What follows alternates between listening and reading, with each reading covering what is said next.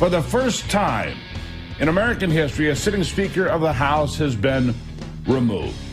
8 Republicans joined all of the Democrats to make Kevin McCarthy the former Speaker of the House. Like I said, it's never happened before. But it leaves a huge question mark of what happens next. Because the outstanding question is this: now that this group of grassroots Republicans has succeeded in dethroning the Republican Speaker, where do we go from here? And where are we headed as a country? First, let me say a couple of things. The 8 Republicans voting to remove McCarthy were right.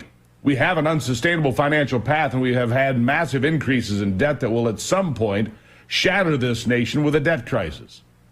I've heard my entire life that people in Congress would cut spending and keep things under control, and yet the debt and deficit continue to soar to heights never imagined. They continue to spend money they don't have. They borrow and then give it away, day after day and year after year. And honestly, there does come a day when it all comes to an end. Other complaints were focused on the raging border crisis, huge amounts of money to Ukraine to support the American proxy war with Russia, and the attacks here at home on American energy, among other things. For now, North Carolina Congressman Patrick McHenry is the President pro tem Speaker. He'll step in as the acting Speaker, if you will, until a new person takes the gavel for the rest of the 118th Congress. But nobody seems to know who that might be. But rumors now, political insiders telling me, don't be surprised when Kevin McCarthy doesn't run, because he's not going to. So he's out, right? He's out. Kevin McCarthy, he made that announcement last night inside to the caucus. But they said, don't be surprised if they have a new speaker come Tuesday or Wednesday, right? Tuesday or Wednesday.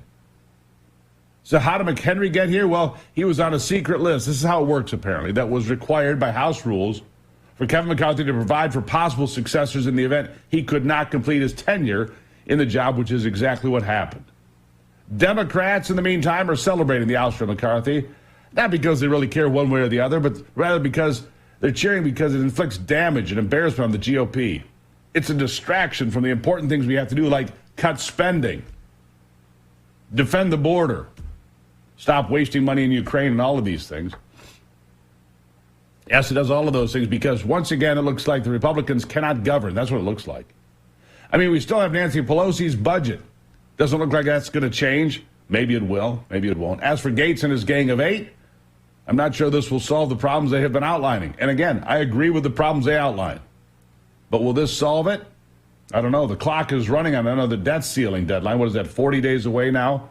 I'm not sure they can get there as a group, that it can be solved. And with no actual speaker, it seems to make the mountain that much higher to climb. And it reminds me of a couple of sayings. Be careful what you wish for. And be careful when you trade the devil you know for the devil you don't. Will this be better for or worse for the Republicans, the House, and the country? Well, the truth is, nobody can say that today. Nobody knows right now. We simply do not know if we're going to be in better shape or worse. But I can tell you this, it is still possible for the underdog to take out Goliath. We saw that. In this case, the establishment political class got hit, and they can do it with a small group of determined people. But I also have a warning for the Democrats. Don't celebrate too much because they're gleeful right now. They went home celebrating.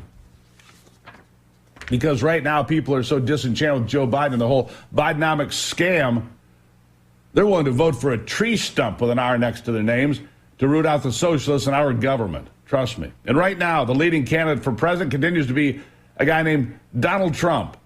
And here's something that you should be clear on when it comes to the former president. He's been fairly consistent supporting Kevin McCarthy. He supported him after the 22 midterms in his quest for Speaker. He openly supported him in January to be Speaker. And yesterday on Truth Social, he appeared to be supporting him again when he posted this. Quote, why is it that Republicans are always fighting among themselves? Why aren't they fighting the radical left Democrats who are destroying our country?